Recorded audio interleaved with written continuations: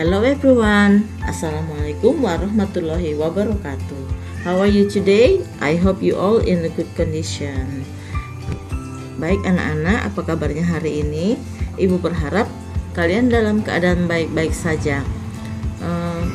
Sebelum memulai pembelajaran, seperti biasa, kalian jangan lupa sarapan dan berdoa sebelum mulai belajar. Baik, pada minggu lalu kita sudah membahas mengenai habit. Dan struktur kalimatnya itu menggunakan simple present tense. Dalam mengungkapkan habit ini atau kebiasaan, kita menggunakan adverb of frequency. Ya, seberapa sering kegiatan itu kita lakukan. Misalnya, I always wake up at 6. Misalnya, saya selalu bangun pada pukul 6 pagi.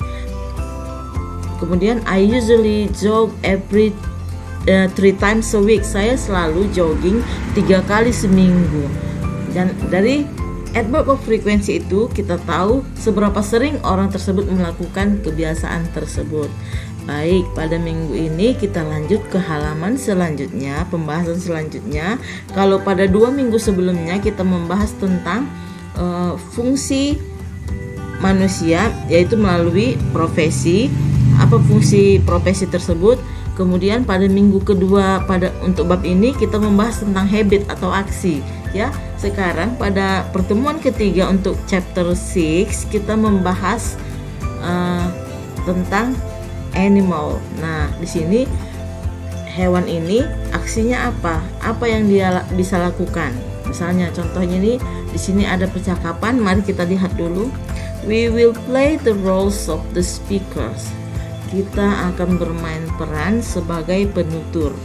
Nah, di sini ada pernyataan atau statement mengenai seekor binatang. Binatang yang pertama adalah kupu-kupu atau butterfly. Baik, this is a butterfly. Ini adalah seekor kupu-kupu. The color is pretty.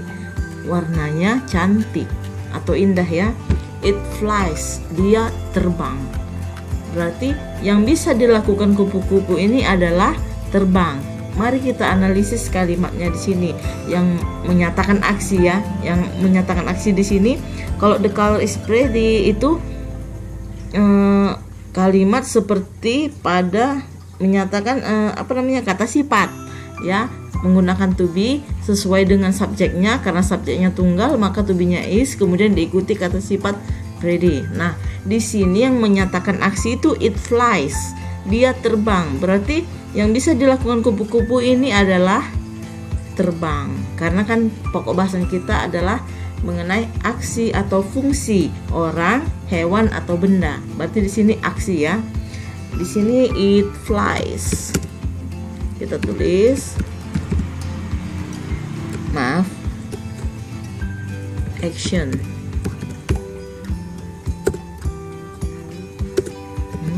Pertama butterfly ya, it flies. Oke, it ini merujuk kepada butterfly. Baik, struktur kalimatnya itu tetap menggunakan simple present tense, yang mana dia rumusnya saya tuliskan kembali di atas ya. Subject ditambah verb, buka kurung. Kenapa dikurungin? Karena kalau dia menggunakan to be-nya do, dia tidak ditambahkan s atau is. Tergantung subjeknya ya nak. Oke, karena it, maka to be-nya does, ditambahkanlah di belakang kata kerja itu atau es. Flies, kata dasarnya fly ya, fly. Maka setelah kita masukkan ke kalimat simple present tense, because the subject is it, maka kita tambahkan s atau is. Mari kita lihat pernyataan kedua. Gambar kedua ini adalah mengenai snake atau ular ya. Nah, di sini this is a snake. Nah, ini adalah nama hewan tersebut. Jadi si penutur ini memperkenalkan bahwa binatang yang sedang diceritakan dia adalah ular. It's a wild animal. ini adalah hewan liar. Ya, snake itu termasuk hewan liar kayak tiger, lion. Oke, it bites. Aksinya adalah it bites. Ular dapat menggigit, bites. Nah, kita lihat lagi struktur kalimatnya. Karena menggunakan subjek it, maka pada saat aksi ini kata kerjanya ditambahkan s. Oke, sampai sini paham? Kenapa ibu ulang-ulang ibu ini? Kenapa ya mulai dari kemarin simple present tense selalu diulang agar kamu semakin ingat. Walaupun kamu sudah tahu, ya, tetap ingat, karena kalau semakin sering kita membuat kalimatnya, membaca kalimatnya, maka kita akan semakin paham. Oke, kita lihat yang ketiga. This is my cat. Nah, binatang yang ketiga adalah kucing. Ini adalah kucing saya. She has black fur. Dia memiliki bulu hitam. Bulunya hitam ya. She sleeps. Oke, cat aksinya dia dapat tidur. Ini kan terkait aksi ya, she sleeps. Nah, karena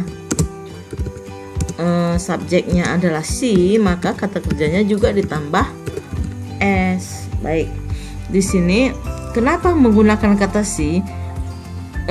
Kata she bisa juga digunakan untuk kalimat yang biasanya dekat dengan manusia. Contohnya kucing, boleh memakai she. She ini berarti dia betina ya. Tapi biasanya untuk kalimat wild animal itu jarang menggunakan personal pronounnya she, he, biasanya pakai it ya untuk yang tunggal. Oke, mari kita lihat binatang selanjutnya. Ini ada di sini burung. Burung bisa apa? Nah, coba ini yang empat gambar ini kan tidak dibuat pernyataannya. Oke, ini adalah tugasmu membuat pernyataan seperti di atas. Misalnya, this is a bird. Ya, she has colorful fur. Misalnya ya, bulu yang warna-warni. Baru apa yang bisa dilakukan burung? Misalnya, burung bisa ngapain?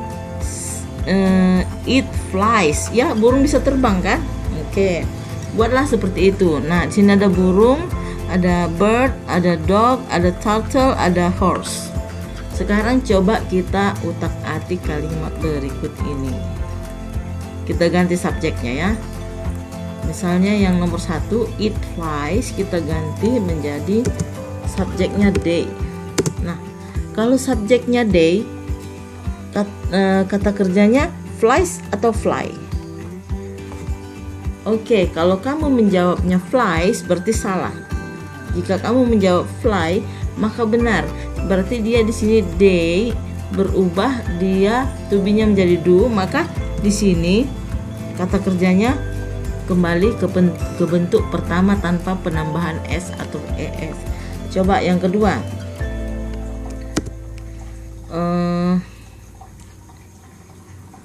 Yang kedua saya buat snakes.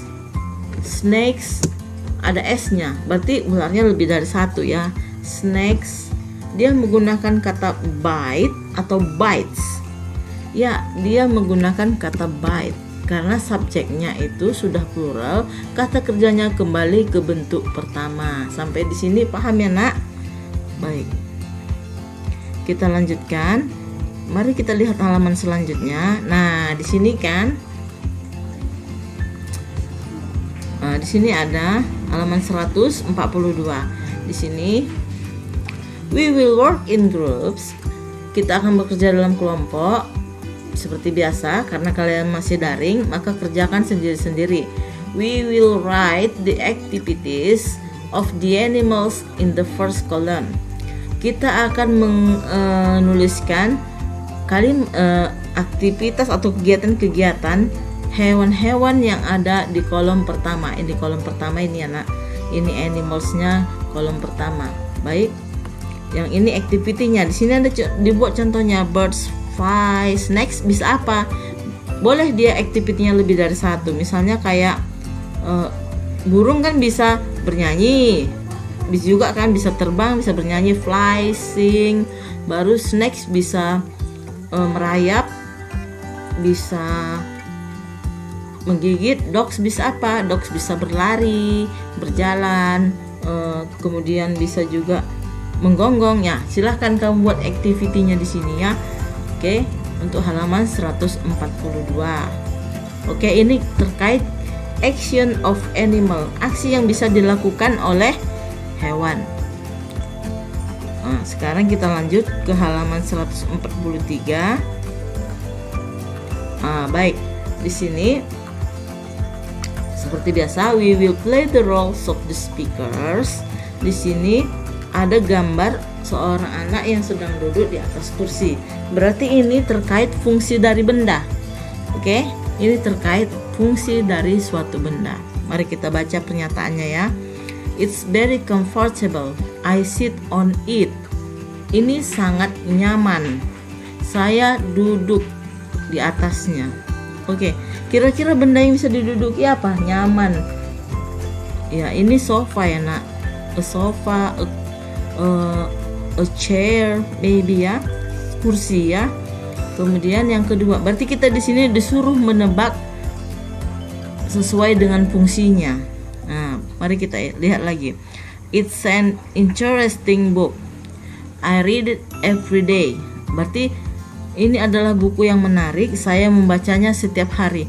Nah, buku apa itu? Di sini ada ditulis an English book ya. Kemudian this is a bowl. It's round. We put soup into it. Ini adalah sebuah mangkok. Dia bulat. Kita membuat sup ke dalamnya. Kita meletakkan boleh sup ke dalamnya. Berarti fungsi dari mangkok yang diceritakan di sini ya. We put soup into it. Sama cara membuatnya, I see it tanpa penambahan. Tetap menggunakan simple present tense tanpa penambahan.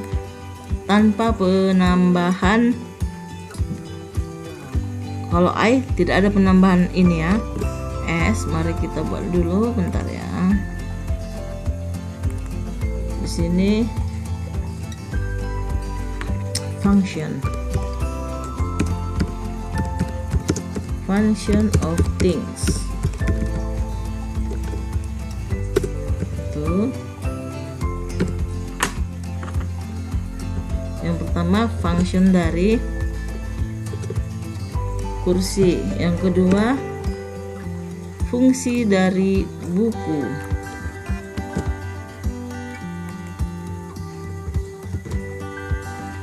yang ketiga fungsi dari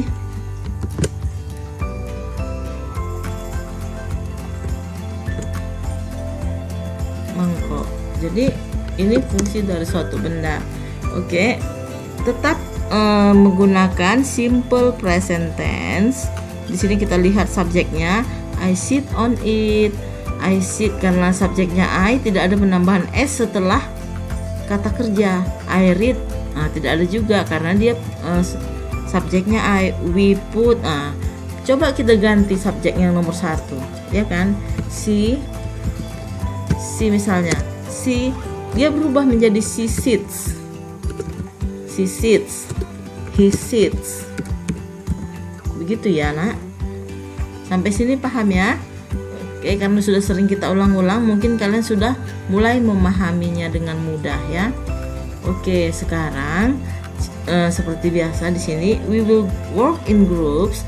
We will write the names of the things in our classroom and what we use them for. Nah, di sini adalah benda-benda yang ada di dalam ruangan kelas. Ini ada gambarnya. Coba kamu dulu lihat ada apa di sini, blackboard. Sini hijau ya papan tulisnya, kita anggap aja ini blackboard. Green board ini sebenarnya. Blackboard, table, chair, cupboard, apa ini lagi? Watch, clock ya. Apa fungsi-fungsi mereka? Coba di sini kamu tuliskan di table berikut ini ya. Di sini ada chairs, we sit on it. Begitu ya. Oke. Ibu kira cukup sampai halaman 100 berapa ini? 145 dulu pembahasan kita untuk sampai minggu ini. dan akan kita lanjutkan pada halaman 146 untuk minggu depan, dan kita masih ada di chapter 6 ya. Jika ada yang tidak kamu mengerti, silahkan kamu bertanya melalui WA pribadi dan saya akan berusaha menjelaskannya. Saya rasa cukup sekian untuk minggu ini. I think that's all for this week. Have a nice day and bye-bye.